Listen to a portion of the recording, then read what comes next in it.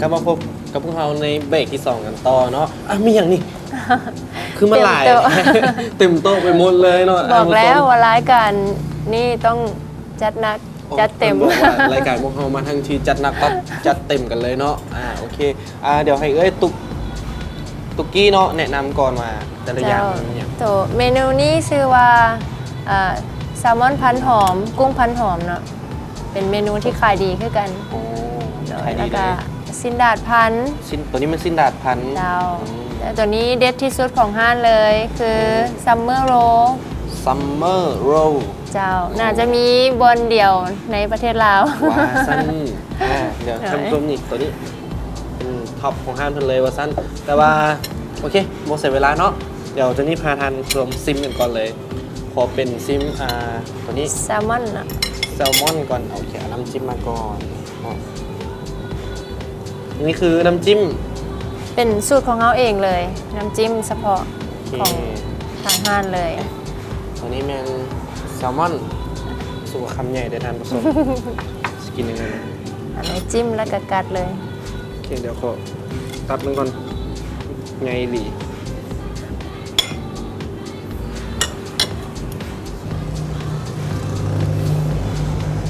โอเค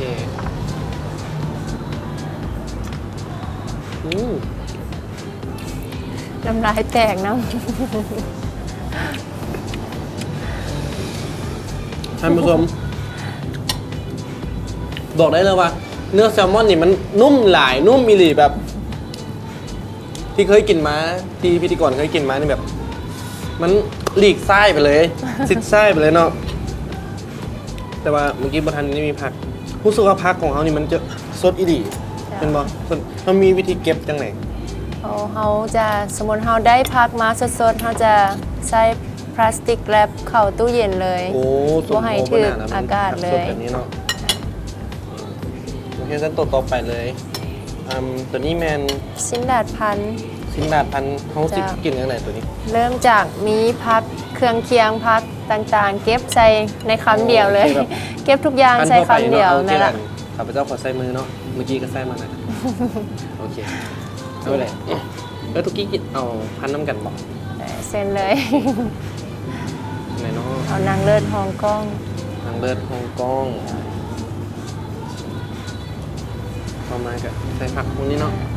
มักพักอย่างไงเก็บใส่เลย เก็บใส่หมดเลยเพราะว่าปกติเป็นคนมากินผักเนาะ จะได้สุขภาพแข็งแรง ที่บอกว่าผักสดๆนี่มันสลัดเพื่อสุขภาพตัวนั้นมันเอามาจากผักตัวนี้เส้นเดียวกันหรือเปล่าสมพรเลยท่านผู้ชมผักมันสดอีหลีนะ ตัวนี้นะพิธีกรมาได้ว่าวันนั้น อาหารเราจะเน้นของสดๆ เลือกแต่สิ่งดีๆ ให้ลูกค้าเลย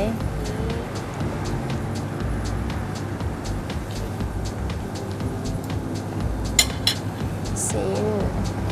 บางอย่างก็ใส่เลย โอเคใส่ซีนก่อนแล้วก็เห็ดอันนี้มันเห็ดเข็มรู้สึกว่าคำใหญ่นะท่านผู้ชม คำใหญ่นะ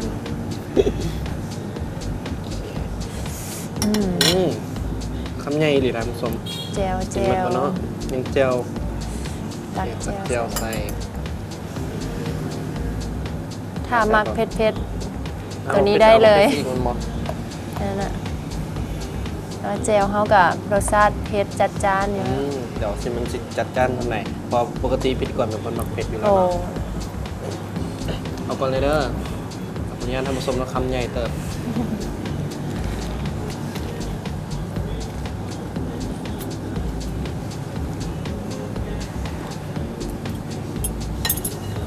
ทิชชู่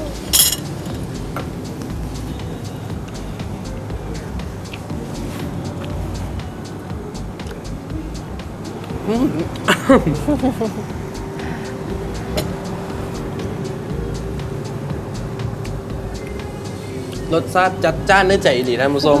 แล้วก็ซีนี่มันประมันซึ่งมันประมันกันไปแบบหอมมะงาเนาะเพราะซีนใส่มะงามันบอก แม่นละ ห้วยมะงาใส่เนาะเข้ากันได้ดีหลายแล้วตัวต่อไปเด็ก ตัวต่อไปแม่นซัมเมอร์โรเมนูนี้เด็ดสุดๆเลยของฮานเฮา โอเค มันกินแบบไหนตัวนี้ อ่ารู้ รู้สึกว่ามันคือปอบเปี๊ยะเนาะ แม่นละคือปอเปี๊ยะสด ส แต่ว่า ครับ เอาเลยใส่ลอกมัน ลอกมาเลยเนาะจำมาลอกเลยนะครับส้ม มันบอกว่าเป็นขายดีที่สุดในห้างเนาะเป็นเมนูแนะนำเลยมันก็บ่เป็นแผ่นปอเปี๊ยะว่ะ แม่นละ เป็นแผ่นปอเปี๊ยะเนาะแต่ว่าเครื่องในนี่เขามีอย่างไร โอ้ข้างในมีผักมีแอปเปิ้ลมีแครอทมีซีนหมูมีกุ้ง อืม ผสมกัน กุ้งนี่แบบตูเป็นตัวใหญ่เลยท่านผู้ชมตัวใหญ่อีหลีโอเค เป็น ตัวนั้น น้ำแจ่ว จิ้มโอเค น้ำแจ่วสูตรพิเศษของทางห้างเลย โอ้เจลคือเหนียวแท้ โดยเป็นสูตรลับ สุดลับของเพิ่นมันมาสั้นโอเค จำเลย เอาเลยท่านผู้ชมคำใหญ่อีหลี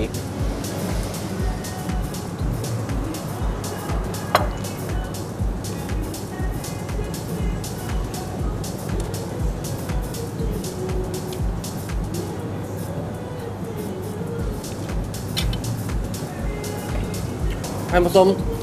ในเนื้อของกุ้งเข้าไปเต็มๆเลยกัดออกมาตุ๊บเลยเนื้อกุ้งนี่หอมไม่ดีเนาะมันก็มันบ่เหนียวเกินไปเนาะอันเนื้อของอันแผ่นปอเปี๊ยะนี่เนาะ เดี๋ยว บ่เหนียวเกินไปผู้ดีย่ำผู้ดีกินรู้สึกว่าได้ขายดีนี่ย้อนเนี่ย เป็นย้อนคือว่าเป็นน้ำแจ่วที่บ่คือไผ่แล้วก็ส่วนผสมทางในมันผสมผสานกันได้ลงตัวมีหมักไหม้นำมีพักนำ แล้วก็นี่ ได้ สังเกตเลยนะผสมแจ่วมันขุ่นอีหลีแล้วก็หอมบางงาดำเนาะแล้วจนนี่นางกินมันนี่ก็บ่เห็นแค่เนาะเป็นอย่างชุดไงคือบ่เห็นแค่เขาเลย โดย เป็นยังไง ห้านเฮาส่วนหลายแมันลูกค้าจะเน้นเป็นลูกค้าส่งเฮาจะขายส่งถึงบ้านเลย ขายส่งถึงบ้านเลยท่านผู้ชมอ๋อ โดย ส่งฮอดบ้านเลยเนาะ แม่นละเฮาจัดส่งให้แบบเป็นจานก็มีแล้วก็แบบเป็นกล่อง อืม ให้ลูกค้าได้สะดวกสบายกัน อยู่ที่บ้านเลย สมโพเลยเนาะแบบขายออนไลน์ว่าซั่นซะ เจ้า เนาะโทรสั่งเอาแล้วก็ไปส่งแบบนี้เป็นไอเดียที่ดีหลายรู้สึกว่ากินไปทุกอย่างนี่แล้วแบบจนนี่ถึกใจหลายเนาะตัวนี้บ่ฮู้ว่าเฮาสิจนนี่อยากเฮ็ดลองเฮ็ดเบิ่งสิได้บ่ ได้เดี๋ยวแม่ครัวตุกกี้เป็นคนพาเฮ็ดเอง เดี๋ยวแม่ครัวตุกกี้สิพาเฮาไปเฮ็ดเนาะเอาเป็นว่าโอเคซั่นให้ท่านผู้ชมไปรับชมสิ่งที่น่าสนใจกันก่อนแล้วมาพบกันในระยะต่อไปเดี๋ยวแม่ครัวตุกกี้สิพาเฮาไปเฮ็ดสิ้นดัดพัน พัน นั่นเอง